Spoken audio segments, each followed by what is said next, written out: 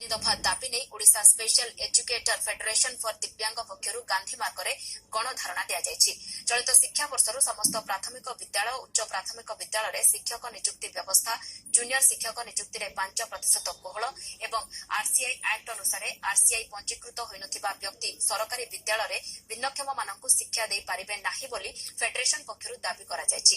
तेबे दिव्यांग मानकर अधिकार संबलित नियम गुड़िक पूर्ण मात्रा राज्य सरकार कार्यकारी करने दिगरे विलंब करने अभियोग करछन्ति।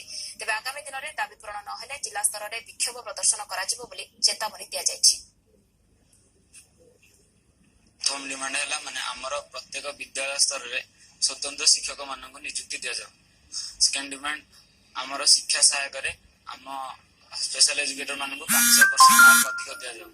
थर्ड डिमांड होची आमर जो माने आरसीआई रजिस्टर्ड होना से माने भिन्नक्षम पिला पढ़ेगा न दि जाओ। जदि दि जाऊँगी से दृढ़ कार्यानुष्ठान नि जाओ। स्पेशल एजुकेटर भाव नियुक्ति पाई दिव्यांग पिला स्वतंत्र भाव में प्रत्येक स्कूल नियुक्ति दि जाऊ।